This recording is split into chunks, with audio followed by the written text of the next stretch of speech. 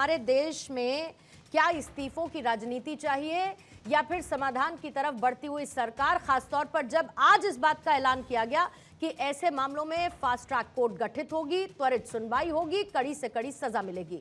तो हम किस तरफ जाना चाह रहे हैं?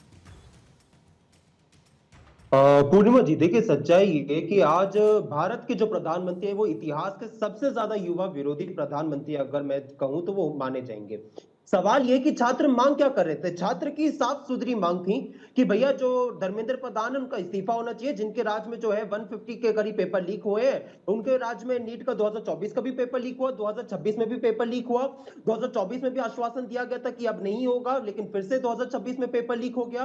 तो जिनके राज्य में हुआ उन धर्मेंद्र प्रधान जो है उनका इस्तीफा होना चाहिए। छात्रों की मांग क्या थी कि शिक्षा प्रणाली को दुरुस्त करना चाहिए कि भाई कोई और पेपर लीक ना हो, जो यहाँ पे कमियां है, कोई लीक्स अगर है तो उस लीक को जो है दुरुस्त किया जाए। लेकिन प्रधानमंत्री जी कोई अलग ही राह पलाप रहे कि भैया फास्ट ट्रैक कोर्ट का जो है उसका गठन कर दिया जाएगा। साथ यहाँ पे बात यह है कि भैया अगर आप यहाँ पे प्रयास करना चाहते हैं कि भाई जैसे आपने अपने बाइट में भी दिखाया पे कि इतने सारे जो सांसद कह रहे थे कि भाई प्रधानमंत्री मोदी जी प्रयास कर रहे हैं, अगर आप प्रयास करना चाह रहे होते ना तो राहुल गांधी जी जब छात्रों की गूंज कार्यक्रम कर रहे थे ना कोटा देहरादून में, तो आप तभी इन छात्रों की बात को सुन लेते। जब एनएसवाई यूथ कांग्रेस ने 200 से ज्यादा पूरे देश भर में प्रदर्शन किया, आप तभी सुन लेते। जब जंतर मंतर पे 20 दिन से जब ये युवा बैठे हुए थे, छात्र बैठे हुए थे, तभी इनका सरकार का एक प्रतिनिधि मंडल उनकी तरफ चला जाता ना उनके पास सुनने के लिए। आपने आज भी तो सुना ना, तब चला जाता। तो तब ये अगर आपके प्रयास होते तो ये दिख रहे होते। आपके प्रयास तब दिख रहे होते जब 20 छात्रों ने आत्महत्या कर ली नीट पेपर लीक के बाद, तो आप तभी धर्मेंद्र प्रधान का इस्तीफा ले लेते। तो आपके प्रयास तब यहाँ पे दिखते। जब यहाँ पे छात्रों ने इतना सब कुछ किया तो आपने बदले में छात्रों को दिया क्या? आपकी पुलिस ने, अमित शाह की पुलिस ने छात्रों को यह दिया कि एक लड़की को कहा कि भैया जो है हम वहां पे सभी लोगों को कहा कि भैया हम तुम्हारे कपड़े उतार के तुम्हें मारेंगे। अमित शाह की पुलिस ने क्या किया कि बैरिकेड उन पे करंट लगा के उनको जो है मारने का काम किया। एक जो डंडे तुम डंडों पे कीड़े लगवा के उनको मारने का काम किया। आपने क्या किया? उन पे पानी की बौछारें की। फिर से अपना सवाल दोहरा देती हूँ अंश, मैं फिर से अपना सवाल दोहरा देती हूँ कि देश को इस्तीफे की राजनीति चाहिए या समाधान चाहिए उन समस्याओं के लिए जिन समस्याओं का आपने अभी अभी सारा डिटेल में जिक्र कर दिया। तो क्या चाहिए देश को? पूर्णिमा जी, देखिए बिना धर्मेंद्र प्रधान के इस्तीफे के ये तो प्रणाली देखो दुरुस्त हो नहीं सकती है। मैं आपको एक चीज बता देता हूँ, समाधान क्या बात कर रहे हो। Now give me quick examples कि जब इस देश में यूपीए की सरकार थी और पेपर लीक हुए, या राजस्थान से लेके बाकी राज्यों में जब कांग्रेस की सरकार थी और पेपर लीक हुए, तो किस किस के इस्तीफे हुए? जल्दी से मुझे उसका एग्जाम्पल दीजिएगा, क्योंकि आपने कहा इस्तीफे के बगैर कुछ नहीं हो सकता, इसीलिए मुझे जल्दी से एग्जाम्पल दीजिएगा कि किस किस के इस्तीफे हुए। मैं आपको बता रहा हूँ। मैं आपको एक छोटी सी बात बता देता हूँ। 2024 में नीट का पेपर लीक हुआ, आपके सवाल पे भी आ रहा हूँ, और उस टाइम पे मुख्य आरोपी जो था संजीव मुखिया, उसमें सीबीआई ने कोर्ट में दाखिल करके कहा कि उसके पास हमारे पास कोई एविडेंस नहीं है, इसलिए हम उसको जो है आज वो बेल पे व्यक्ति घूम रहा है।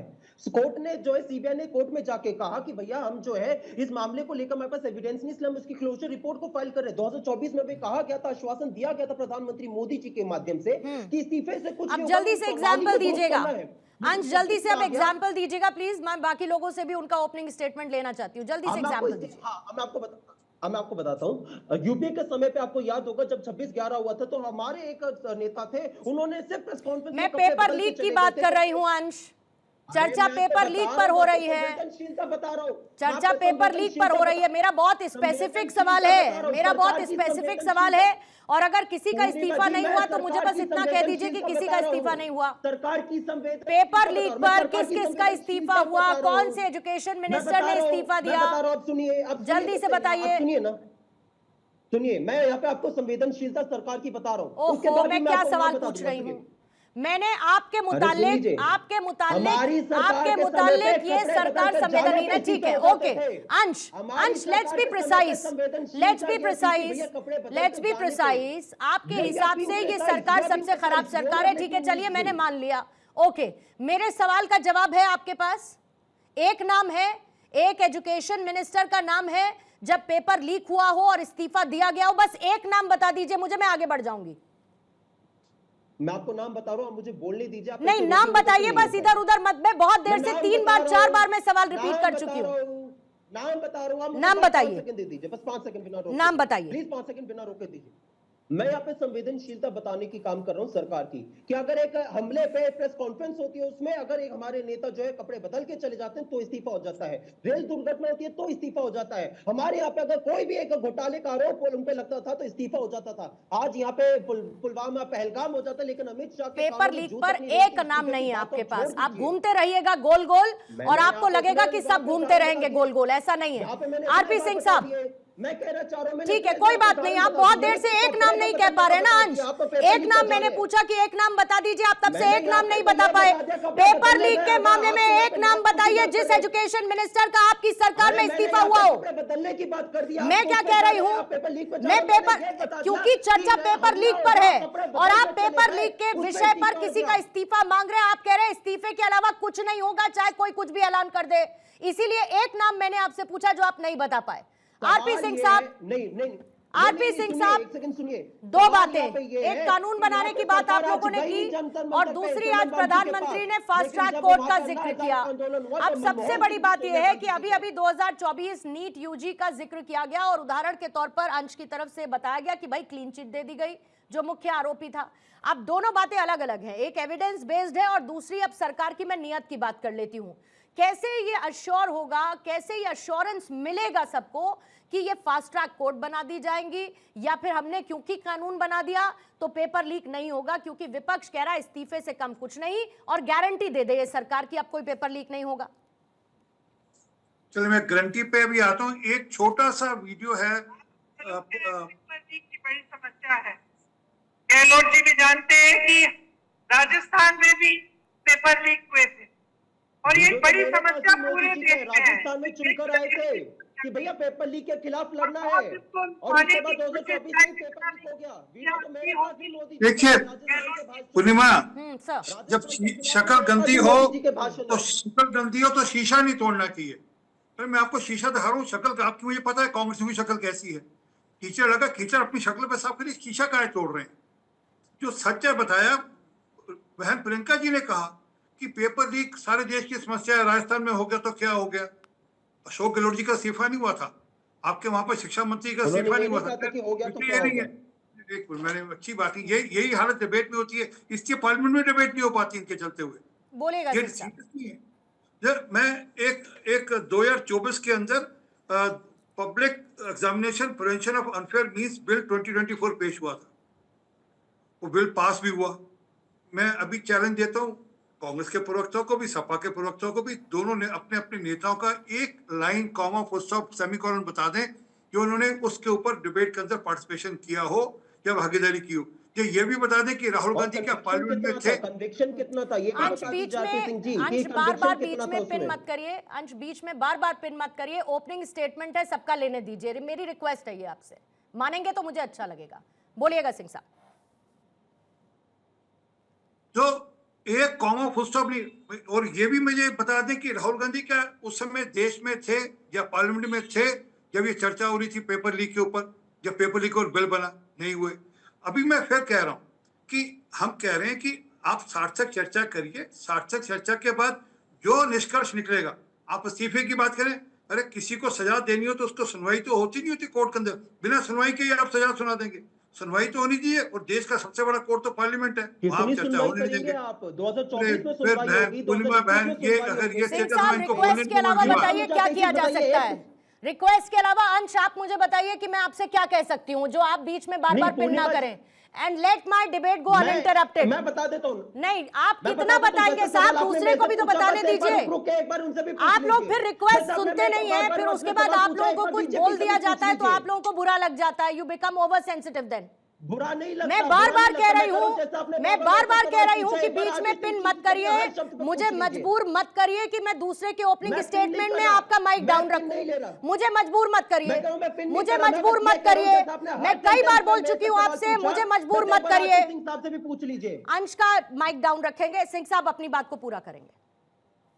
जी सर, इतनी यहां तक बात नहीं रुकती ना जी।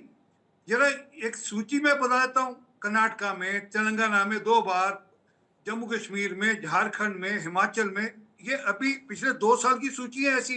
यहाँ पर 40 बार पेपर लीक हुए। जरा बता दीजिए कहाँ पर इस्तीफा हो। हम कह रहे हैं कि जो दोषी है उसके खिलाफ कार्रवाई होनी चाहिए। अगर अच्छा आपको धर्मेंद्र प्रधान जी का इस्तीफा भी लेना है तो पार्लियामेंट में चर्चा तो करिए, कहीं उनका दोष साबित हो तभी तो उनका इस्तीफा मांगेंगे। प्रधानमंत्री जी ने कहा फास्ट ट्रैक करें, 6 महीने उसको सजा दे देंगे जो व्यक्ति है जो भी दोषी होगा, उस पर भी यकीन नहीं। असल में इनको बच्चों के कंधे पर राजनीति करनी है, उस पर उनके कंधे पर बंदूक रखकर अपना उल्लू साधना है और कुछ नहीं है, इससे बढ़कर कुछ नहीं। पर माफी के साथ अगर ये सीरियस हो, हम पार्लियामेंट डिबेट करने को तैयार हैं और बच्चों से हम अपनी बातचीत ऑलरेडी कर रहे हैं। ठीक है डॉक्टर पूजा, वाकई में आप लोग कह रहे हैं कि भाई हम तो छात्र के हित की बात कर रहे हैं, छात्र ऐसा सोचते हैं और हम उन्हीं की आवाज इस वक्त बने हैं। मैं फिर कहती हूं कि अगर छात्रों के हित की बात करनी है तो सरकार क्या कदम उठा रही है देखना उसको भी होगा, और उससे भी ज्यादा इंपॉर्टेंट संसद में चर्चा करनी होगी। बार बार सरकार की तरफ से आरोप यह है कि आप लोग चर्चा से भाग रहे हैं। अगर आपको छात्रों के हितों की होती, थोड़ी बहुत भी आप सोचते, तो आप संसद में आकर चर्चा करने के लिए तैयार होते। पूर्णिमा जी आपको नमस्कार और साथी श्रोताओं को भी नमस्कार। अभी सबसे ज्यादा जरूरी है कि सरकार छात्रों के साथ में संवाद बैठाए। अभी नहीं, जब से ये आंदोलन चालू हुआ था पूर्णिमा जी, तब से सबसे ज्यादा जरूरी काम यही था कि सरकार वहां पर छात्रों के साथ में संवाद बिठाती। विपक्ष के साथ में हम सदन में लड़ ही लेंगे, हम सदन में आपसे प्रश्न पूछ ही लेंगे, जरूरी था कि आप छात्रों के साथ में संवाद बिठाते। प्रधानमंत्री जी एक्स पोस्ट कर रहे हैं, उसके बाद में अभी जेपी नड्डा जी ने फिर कहा कि नहीं आप आ जाइए मिलने के लिए। वहां से छात्रों ने कहा नहीं आप जंतर मंतर आ जाइए।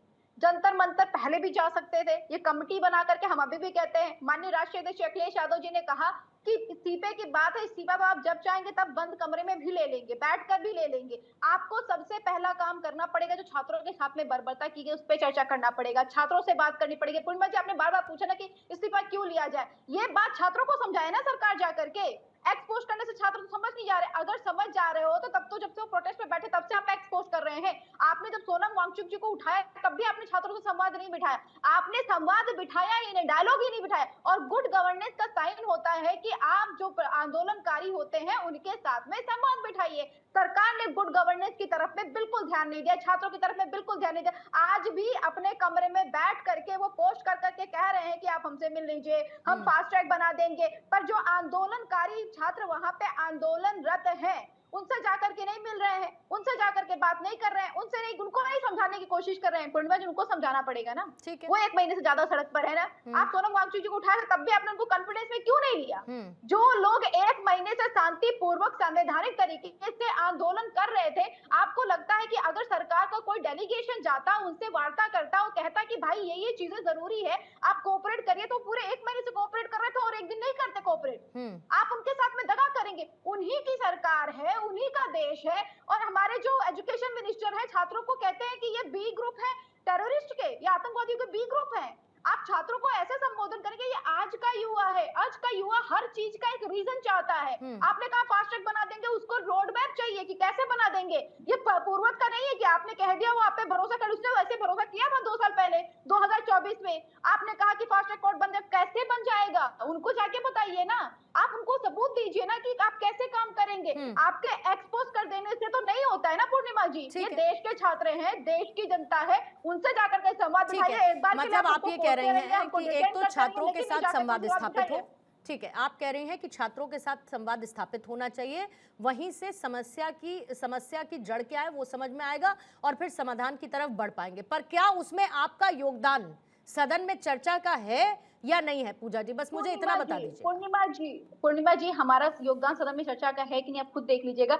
जब जो है मैं 4 दिन से देख रही हूँ मैम, 4 दिन से देख रही हूँ, रोज कार्रवाई को कवर करते हैं और सिर्फ इतना बता पाते हैं टीवी चैनल पर बैठकर कि सदन स्थगित हो गया, यही बता पाते हैं कि सदन स्थगित हो गया मैम, सदन स्थगित हो गया, सदन स्थगित हो गया। राज्यसभा में वेल में जाकर प्रोटेस्ट करना, वहां पर बातें बोलना, नारेबाजी करना, 4 दिन से देख रहे हैं इसी बात को। और क्या होता है ना कि संसद चलाने में madam as a tax payer आपका भी पैसा लगता है, मेरा भी पैसा लगता है, एज अ टैक्स पेयर हम लोगों का पैसा लगता है। और संसद में जब चर्चा नहीं होती और ये बताना पड़ता है कि सदन स्थगित हो गया बिना किसी चर्चा के, तो बहुत खराब लगता है। रंजन सिंह साहब, कैसे ठीक है, डिसाइड करके तो आप बिठाए? ओके, बिठाए ना इसका तो इसका जवाब तो सिंह मैं साहब चर्चा देंगे। करें। ठीक है, टू बी स्पेसिफिक मैंने यही पूछा कि आप चर्चा के लिए तैयार हैं अगर सरकार साथ में संवाद स्थापित करती है।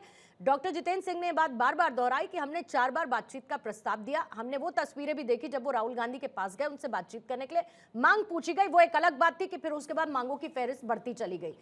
रंजन सिंह साहब, अब सरकार की प्राथमिकता तो स्पष्ट हो रही है, लेकिन उसके बावजूद क्या सबसे बड़ी चुनौती ये देखते हैं कि जो ट्रस्ट डेफिसिट है, उस ट्रस्ट डेफिसिट की भरपाई करे सरकार, जैसे करना है करे, क्योंकि अगर छात्रों की समस्या है तो सरकार को तो सुनना होगा। पूजा जी नमस्कार, सारे को पैनलिस्ट को नमस्कार। पूजा जी सॉरी पूर्णिमा जी नमस्कार, सारे को पैनलिस्ट को नमस्कार। पूर्णिमा जी देखिए, जिस तरीके की बात ये लोग कर रहे हैं, यही वही युवा है, वही छात्र हैं जिन्होंने मोदी जी को अगर प्रधानमंत्री देश का बनाया है तो नेता प्रतिपक्ष राहुल जी को बनाया। और मैं दावे के साथ कह रहा हूं कि जितने भी जेनजी और युवा हैं वो आदरणीय प्रधानमंत्री मोदी जी पर और हमारे नेता आदरणीय चिराग पासवान जी पर अटूट विश्वास और श्रद्धा रखते हैं। जिस तरीके की ये बात सिर्फ कहने के लिए नहीं है, जब जब हम लोगों को मौका मिला, चाहे मेरे नेता का एग्जाम्पल लेकर आप देख लीजिए, 5 लोकसभा के टिकट में 4 युवा है। आज हमारे 19 अगर विधायक है बिहार में तो लगभग 70% विधायक हमारे युवा है। अगर हमारे भारतीय जनता पार्टी की भी अगर बात कर ले तो देखिए उनके पास नेतृत्व में युवा ही उनके राष्ट्रीय अध्यक्ष, अभी युवा पे ही भरोसा उन्होंने किया संगठन में, या नेतृत्व देने में वो युवाओं को आगे रखते हैं आदरणीय प्रधानमंत्री मोदी जी। और आम आदमी के लिए स्किल इंडिया डेवलपमेंट हो, चाहे डिजिटल इंडिया हो, और स्टार्टअप जो दुनिया के सबसे जितने भी बड़े देश हैं, विकसित जो देश है, उन्होंने लोहा माना है कि भारत के स्टार्टअप सबसे मजबूत युवा स्टार्टअप में आ रहा है। और ये मैं नहीं कह रहा हूं कि कोई भी गूगल करे और देख ले, ये कैसे हो गया, ये सोच की बात है।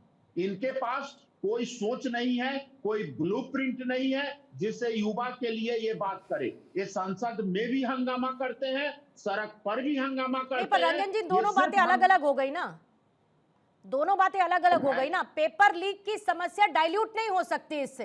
आप जो कह रहे हो बात सबसे ठीक है कि हमारा स्टार्टअप सिस्टम क्या हुआ करता था, आज क्या है, और सब स्वरोजगार की तरफ बढ़ रहे हैं, बिल्कुल मैं साधुवाद उस बात को, लेकिन पेपर लीक का मुद्दा उससे डाइल्यूट नहीं हो सकता ना। तो पेपर लीक के मुद्दे पे ही मैं आपको बता रहा हूँ। इतने 4-5 दिन से आपने भी कवर किया है, आपने संसद को भी कवर किया, सड़क पर भी कवर किया। आप बताइए ना, छात्र जिस तरीके से, छात्र के आंदोलन को हम लोग सम्मान करते हैं और समर्थन देते हैं, उनकी मांग जायज है, लेकिन उनके मांग को दूषित करने वाले यही लोग हैं ना। सोनम वांगचुक जी 28 जून को आमरण अनशन पे बैठते हैं, 20-25 दिन के बाद आम आदमी पार्टी को अचानक याद आती है कि नहीं ये तो हाईजेक हो जाएगा मामला, फिर समाजवादी पार्टी की एंट्री होती है, फिर कांग्रेस पार्टी की एंट्री होती है, और इस तरीके का दूषित वातावरण बना दिया जाता है कि वहां पर नारे किस तरह के लगते हैं, मोदी के खिलाफ नारे लगेंगे, देश के खिलाफ नारे लगेंगे, और ऐसे ऐसे अराजक तत्व। आपने कल पटना में देखा है ना कि कितने मेरे पत्रकार मित्रों को सरियाम घसीट कर पीटा गया है। क्या ये प्रदर्शन है? क्या ये छात्र कर सकते हैं? क्या जिस तरीके से किया गया है ये बहुत शर्मनाक और निंदनीय है। ये पेपर लीक वाले लोग नहीं है। 11,21,000 लोगों को अगर नीट में अगर सफलता मिली है, उनके घर में खुशियां बट रही है, मिठाइयां बट रही है, खुशियां मनाई जा रही है। और मैं आपको कह रहा हूँ, सारे काउंसलिंग के दरवाजे से मेडिकल कॉलेज में एंट्री लेने के लिए सारे पेरेंट वहां के गए हुए हैं। कौन लोग हैं जो इस तरह के छात्र के राजनीति को हाईजेक करके अपनी राजनीति को? राकेश सर, मैं आपके पास आ रही हूँ। रमनीश जी, जल्दी से आपसे क्विक रिएक्शन लेते हुए, क्योंकि हम बार बार इस बात पर कि समाधान या फिर रकस, हमें चॉइस करनी होगी at the end of a day कि हम किस तरफ बढ़ना चाहते हैं, और या फिर इस होड़ में लग जाए कि कौन किससे ज्यादा राजनीतिक बढ़त को हासिल कर ले जिससे चुनावों में फायदा हो जाए।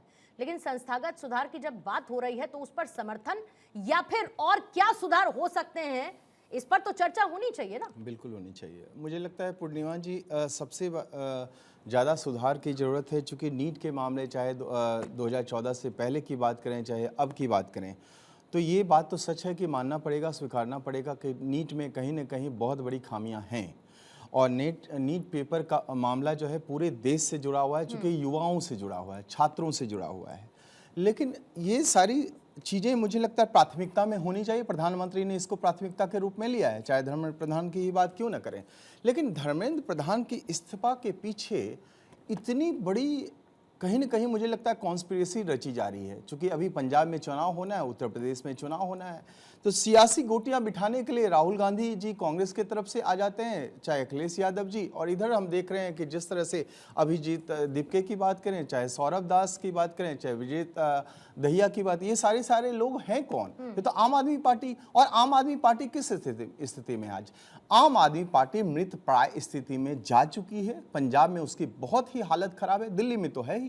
तो ये सारे लोग जो हैं कहीं ना कहीं धर्मेंद्र प्रधान को एक ढाल बनाना चाहते हैं। धर्मेंद्र प्रधान को ढाल क्यों बनाना चाहते हैं? क्योंकि धर्मेंद्र प्रधान जो है, मुझे लगता है प्रधानमंत्री मोदी जी की सरकार में सबसे बड़े मोस्ट कॉम्पिटेंट मिनिस्टर में से एक में मानता हूं उनको। जिस तरह से उज्ज्वला योजना और घर घर में आप देखें कि जिस तरह से उन्होंने जाल बिछाया है, गैस पाइपलाइन, और आज एनसीईआरटी में जो इतना बड़ा बदलाव लेके आए, जो हम बाबरनामा और औरंगजेब और मुगल काल की गाथा गाते रहते थे, उन सबको हटाया। जो 55 से ज़्यादा पेज हुआ करते थे एनसीईआरटी में, उसको 6 पेज कर दिया। और जो 6 पेज हुआ करता था हमारे वीर गाथाओं का, वीर महापुरुषों का, उसको 55 से 60 जब कर दिया गया। तो ये सारे वामपंथी देखिए सब के सब लोग हैं जो कह रहे हैं कि नाम रहेगा अल्लाह का। ये सारे के सारे लोग वहां पे पहुंचे हुए हैं जो कहते हैं मोदी तेरी कबर खुदेगी। और कौन कह रहा है?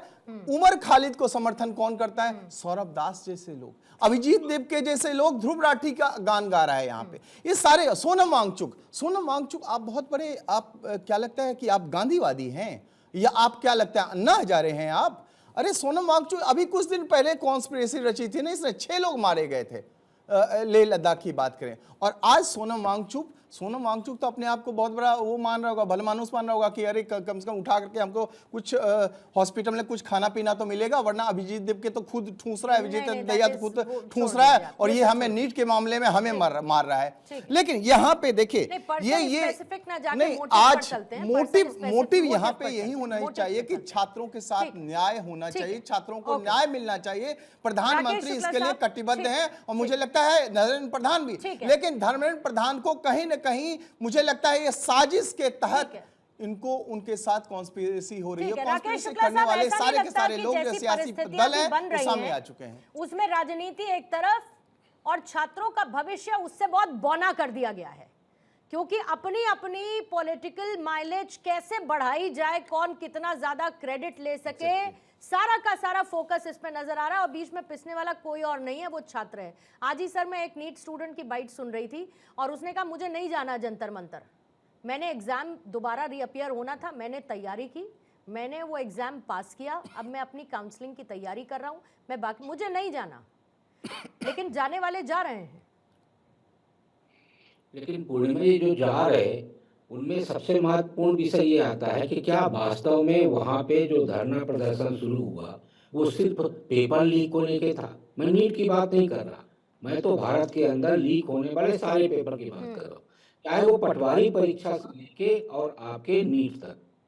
हर पेपर महत्वपूर्ण होता है, हर छात्र अपनी क्षमता के साथ तैयारी, और उसके तैयारी में कहीं ना कहीं बड़ी व्यवधान, बाधा या कहीं निराशा आती है जब पेपर लीक हो जाता है।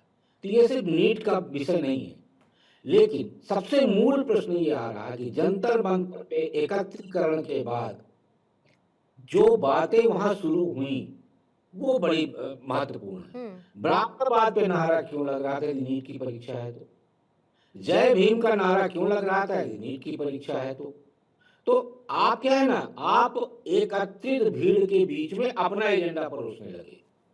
अब मुझे लगता है जैसे ही उनका एजेंडा परोसा गया, उसी के चलते सरकार को भी लगा कि ये तो अब दिग्भ्रमित होने वाला आंदोलन। ये सही है कि प्रधानमंत्री जी की तरफ से जो आज बात कही गई है वो पहले आ जानी चाहिए, मैं इस बात को स्वीकार करता हूँ कि सरकार की तरफ से पहले आ जाना चाहिए। लेकिन नहीं आने का कारण क्या ये था, जिस तरह की बातें वहां हो रही थी, जिस तरह की नारेबाजी वहां हो रही थी, क्या वो एक कारण माना जा सकता है? दुख की बात कि अभिजीत दीपके और सोनम वांगचुक ये दो बड़े चेहरे हैं इस पूरे आंदोलन के। इनके बीच में भी एकरूपता दिखाई है। सोनम वांगचुक जी की तरफ से कहीं हमको धर्मेंद्र प्रधान जी की इस्तीफे की बात सुनने को नहीं मिली। ये सही है कि नीट पेपर लीक को लेकर उन्होंने बच्चों के भविष्य को लेकर लगातार चिंता जाहिर करते थे, लेकिन क्या धर्मेंद्र प्रधान का इस्तीफा मांगने को लेकर उस पूरे आंदोलन में एकजुटता थी, एक स्वर था? दीप्ति कह रहे इस्तीफा होना चाहिए, सोनम जी कह रहे कहीं भी उनकी तरफ से इस्तीफे की डिमांड नहीं आई। तो सवाल यहाँ पे ये है कि जो आंदोलन हो रहा है उस आंदोलन को राजनीतिक रूप से बच्चों का कंधा, नेताओं का बंदूक और उसमें अपने अपने हिसाब से निशाना साधा करने लगे। इसीलिए सरकार को मुझे लगता है कि कोई भी निर्णय लेने से पहले राजनीतिकरण जो हुआ उसको समझना पड़ा, उसके बाद प्रधानमंत्री जी की तरफ से कदम उठाना। जी पूर्णिमा जी, मैं यही कहना चाहूंगा कि अभी थोड़ी देर पहले कहा जा रहा था कि ये क्योंकि अभी यूपी में, पंजाब में चुनाव आ रहे, इस वजह से यहाँ पे सारे पॉलिटिकल पार्टी के कार्यकर्ता इस प्रदर्शन में शामिल हो गए हैं। देखिए, मुझे एक चीज समझ में नहीं आता कि आप यहाँ पे इतना ज्यादा क्यों पार्टियों को उस पे आ जाते हैं। जब किसान आंदोलन करते हैं तो किसानों से आप संवाद भी करेंगे, किसानों का पूरा डेलीगेशन से मिलेंगे भी आपके मंत्री, लेकिन वो पॉलिटिकली जो है उसके कार्यकर्ता होते हैं। अरे भाई, वो पॉलिटिकली कार्यकर्ता है तो आप पॉलिटिकल पार्टी से मिलिए, आप किसानों से उनसे क्यों मिल रहे हैं? यही जब महिला पहलवान चर्चा करती हैं तो आप कहते हैं कि भाई वो तो पॉलिटिकल कार्यकर्ता है, भाई उनके पीछे तो पॉलिटिकल पार्टी से चर्चा कर ली, महिला पहलवानों से क्यों करते हैं? यही बात है कि आप सिर्फ और सिर्फ इसको कहते थे कि पॉलिटिकल पार्टी के कार्यकर्ता आगे क्योंकि चुनाव है। सवाल यह है कि प्रधानमंत्री मोदी जी ने धर्मेंद्र प्रधान का इस्तीफा अपनी नाक की लड़ाई क्यों बना रखी है? भैया, ये वही धर्मेंद्र प्रधान है जिनके यहाँ पे सीबीएसई का ओएसएम की गड़बड़ी आई थी, जिसमें आपने अपने लोगों को ठेका देने का काम किया था। तो ऐसे धर्मेंद्र प्रधान को बनाने का क्या फायदा? अभी यहाँ पे कह रहे थे कि भाई धर्मेंद्र प्रधान की उपलब्धि क्या बताई कि भाई उन्होंने 6 पन्ने का जो चैप्टर था उसको 25 पन्ने का कर दिया, 25 पन्ने का 6 पन्ने कर दिया। यही उपलब्धि है। मैं आपको बताऊं उनकी उपलब्धि क्या है। उनकी उपलब्धि ये कि इतने सारे पेपर लीक होगा उसमें जीरो कन्विक्शन है, जीरो कन्विक्शन। उनकी उपलब्धि ये कि आज उनके राज्य में पेपरों का जो है रेड कार्ड बना हुआ है। नीट का पेपर लीक 40 लाख, वो पेपर लीक 10 लाख, ऐसे सारे हर पेपर के एक रेड कार्ड बने हुए हैं। उनकी उपलब्धि ये कि सीयूईटी में आपने गड़बड़ी कर दी, आपने जो है 10वीं 12वीं के बच्चों तक को नहीं छोड़ा। आपकी उपलब्धि ये कि आपने एसएससी जीडी तमाम उनको आपने जो है उसमें गड़बड़ी कर दी। आपकी उपलब्धि ये है कि आपके यहाँ पे एनटीए का फेलियर पूरा हो चुका है, एनटीए में जो है लोगों का विश्वास नहीं रहा है। आपकी उपलब्धि ये है कि भैया आपने जो है आज तमाम यूनिवर्सिटीज में वाइस चांसलर को भर दिया, जिसमें खुद यूनिवर्सिटी के प्रोफेसर ने ये वीडियो जारी करके बताया कि कैसे वो ब्राइबरी, वहां पे डिक्टेटरशिप है, ये वहां के प्रोफेसर्स ने वीडियो जारी करके बताया। नाक की लड़ाई नाक की लड़ाई सिर्फ इनकी अंश या कांग्रेस की भी है? हमारी नाक की लड़ाई नहीं, हमारी बच्चों के अधिकार की लड़ाई है। Exactly. ये लड़ाई है कि जब Okay. तक ये न्याय आप सुपरसीड क्या कर रहा है? सुपरसीड क्या कर रहा है इसमें अंश? देखिए पूर्णिमा जी, सवाल यहाँ पे ये है कि नहीं, सुपरसीड क्या कर रहा है इसमें? मैं आपसे देखिए मैं लिटरली कह रही हूँ कि मैं आपसे कोई बहस में नहीं जा रही हूँ। मैं आपसे बहुत दिल पर हाथ रखकर आप मुझे बताइए कि अभी इस पूरे सिनेरियो में सुपरसीड क्या कर रहा है? छात्रों का भविष्य सुरक्षित हो और इस तरीके के पेपर लीक्स रुके, या हमें एक इस्तीफा चाहिए? ये नाक की लड़ाई बना के सुपरसीड क्या कर रहा है? बिना इस्तीफे के पूर्णिमा जी ये प्रणाली दुरुस्त नहीं हो सकती। मैंने आपको बताया 2006 एम्स एमबीबीएस पेपर लीक। आप ये उपलब्धियां बताती हूँ, चलिए उपलब्धियां बताती हूँ जल्दी से, चलिए जल्दी से उपलब्धियां बताती हूँ। मैं बता रहा हूँ ना। नहीं, आप ये सुनना ही नहीं चाहेंगे, आप ये सुनना ही नहीं चाहेंगे। मैं कहती हूँ पेपर लीक तब भी गलत, पेपर लीक आज भी गलत। व्यवस्थाएं खराब तब भी और व्यवस्थाएं खराब आज भी, लेकिन व्यवस्था सुधारने की तरफ कौन बढ़ रहा है, बात इस पर होनी चाहिए। 2006 एम्स एमबीबीएस पेपर लीक का मामला, साल 2009 Haryana teacher recruitment paper leak case, फिर उसके बाद AIEEE paper leak 2011, 2012 AIIMS MBBS, 2012 railway group D recruitment paper leak. सुन लीजिए ना sir, Mumbai university 2012 paper leak case, फिर उसके बाद आ जाइए तब नेशनल कॉन्फ्रेंस कांग्रेस की सरकार, Jammu Kashmir medical admission 2012 paper leak. और भी मैं गिनते जाऊंगी, कर्नाटक का मैं गिन दूंगी, कर्नाटक में पीयूसी का पेपर गिन दूं, सीबीएसई क्लास 12 फिजिक्स 2000, मैं ये सब गिनती हूं। फिर मैं कहती हूं कि किसकी क्या उपलब्धि। तो एक काम करिए, इन उपलब्धियों को बनाइए सर का ताज और लेकर बैठे रहिए, क्योंकि नहीं, आपको इस नहीं, वक्त नहीं, चाहिए नहीं। इस्तीफा, और तब इस्तीफे एक का सेकंड कोई नामो सुनिए। निशान नहीं था। नहीं, एक सिंह सेकंड। साहब, एक सेकंड। फिर मैं एक सेकंड पर लड़ते only रहिए, 5 आप सेकंड, लोग only 5 सेकंड, only 5 लड़ते सेकंड। रहिए और दांव पर Only 5 लगाते रहिए सेकंड, only 5 छात्रों का सेकंड। भविष्य, Only लड़ते 5 रहिए और seconds, I'm दांव saying पर only लगाते 5 रहिए seconds. छात्रों का भविष्य और करते रहिए उसका राजनीतिकरण। only 5 seconds I'm saying. मैं कह रहा हूं कि अभी सिंह साहब ने प्रियंका गांधी जी का राजस्थान चुनाव का भाषण सुनाया। मैं कह रहा हूं कि प्रियंका गांधी जी ने कहा, आज नरेंद्र मोदी जी अपना भाषण सुन सकते हैं, उन्होंने राजस्थान में पेपर लीक के खिलाफ चुनाव लड़ा। 2024 में पेपर लीक हो गया। आप पेपर लीक के खिलाफ चुनाव लड़कर आ रहे हो, पेपर लीक आपको दुरुस्त नहीं कर पा रहे, जबकि आप ठीक है। केंद्र में भी सरकार में है, आरपी सिंह राज्य साहब, में भी सरकार में है। 1 मिनट का टाइमर तो कहा रखिए। उसको, आप उसके खिलाफ उन्होंने समाधान की ठीक है। बात करी, ओके। आपने क्या किया? आपने राजनीति आरपी की। सिंह साहब जवाब देंगे। 2-3 मूल चीजें और जो छूट गई सारे में से, संसद को उखाड़ देंगे, इसका मुझे पता नहीं पेपर लीक से क्या लेना देना। प्रधानमंत्री जी को पीटेंगे या इसका कुछ पेपर लीक से कुछ होगा, बस नाम रहेगा अल्लाह का, इसका भी शायद कुछ न कुछ तो पेपर लीक से होगा। उमर खालिद को जेल में रहना गलत है, ये भी पेपर लीक से होगा। हाँ, माँ सीता के पति, माँ सीता नहीं बोला, सीता के पति का नाम लेकर नीता के पति का काम कर रहे हैं, इसका भी पेपर लीक से कुछ न कुछ जरूर होगा। मैं भी ऐड कर प्रेमानंद देती हूँ महाराज सिंह जी साहब, पखंडी है, नहीं इसलिए मैं भी इसमें एक तो- लाइन ऐड कर देती हूँ, मेरा लिंग मेरा अधिकार। हाँ भाई है, इसका पेपर लीक से क्या लेना देना? प्रेमानंद जी महाराज पखंडी हैं, और तो और उमर अब्दुल्ला साहब भी आए थे, वो धारा 370 को लेकर चले आए थे वहां पर। असल में क्या कि ये सबके सब हर कुछ न कुछ सालों बाद कुछ न कुछ इस प्रकार का मामला खड़ा करते हैं।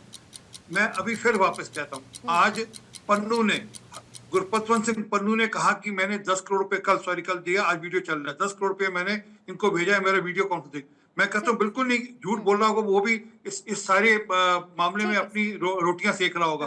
परंतु क्या एक बयान कांग्रेस का, आम आदमी पार्टी का, किसी पार्टी का आया कि नहीं ये गलत है, इस प्रकार की बयानबाजी ठीक नहीं है? और क्या सीजीपी के और जो लोग उस धरना स्थल की बात कर रहे हैं जंतर मंतर में, पूजा जी आप ही का कमेंट ले रही हूं मैं, और टाइमर साथ में रख देंगे, वहां पर जरा किस किस की कैनोपीज लगी हुई हैं, ब्रांडिंग हो रखी है, कोई वो भी जाकर देख ले। बोलिएगा पूजा जी।